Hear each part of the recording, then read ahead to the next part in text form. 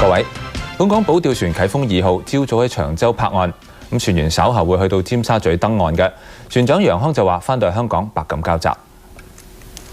經過4日幾嘅航程，載住7名保釣人士同埋船員嘅啟豐2號翻到嚟香港，先停泊喺長洲嘅避風塘。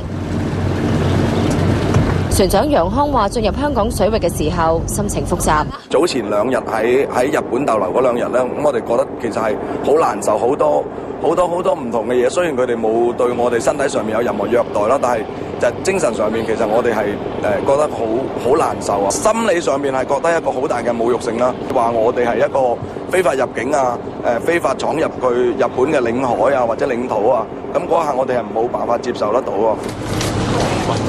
保釣成員黃發文就到船外邊視察保釣船損毀嘅情況。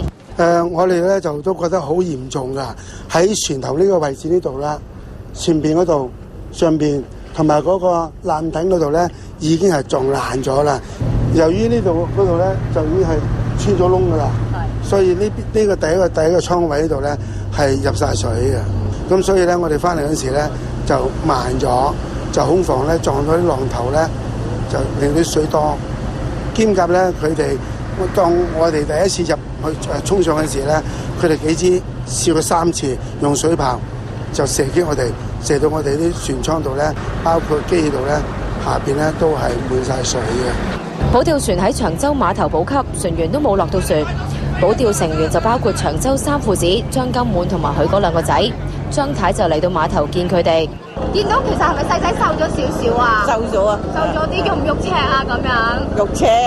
見到有瘦咗幾多啊？你覺得有冇成個圈啊？周偉雲，你係咪有石頭嘅？石頭啊！攞得石頭翻。佢話帶啲咩石頭俾你啊？釣魚台啲石頭啊！保釣船之後再次出海，將早前撒落喺海嘅漁網收返，以符合漁船出海捕魚嘅要求。啟豐2號嘅船員大概用咗15至20分鐘去撈起啲漁網，不過漁獲就唔算好多，只係得幾條魚同埋一啲蟹仔咁樣。佢哋更加即場劏魚煮嚟食。啟豐2號喺尋晚嘅8點半駛到香港水域邊界，護航嘅內地海監船同埋特區嘅水警輪交接。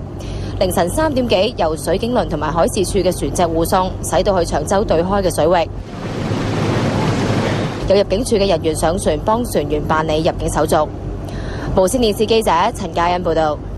嗱，啟豐2號而家係駛緊去尖沙咀嘅途中㗎。記者陳嘉欣一直係坐住隻船跟住佢哋㗎。陣間隻船去到邊啊？咁其實啟豐2號咧就大概1個鐘之前呢已經咧離開咗咧長洲嘅水域㗎啦。咁咧啱啱咧就經過咗數碼港，而家咧就向住咧就係西環啦、堅尼地城嗰個方向進發㗎。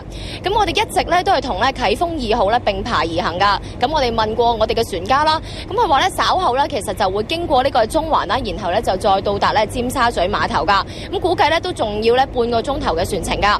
咁如果咧跟翻呢個船程去推斷啦，咁其實咧啟豐2號應該係會比咧原定時間咧係早到咗㗎。咁我哋就問過啦船長楊康啦，咁楊康就話咧，如果真係早到咗嘅時候咧，咁佢哋都會考慮咧就係會喺咧維港嗰邊咧就係咧巡遊1個圈啦，就俾咧維港兩岸嘅市民咧睇睇咧就係咧啟豐2號已經歸航啦。咁我哋會跟進住咧現場最新嘅情況，先交翻俾新聞部。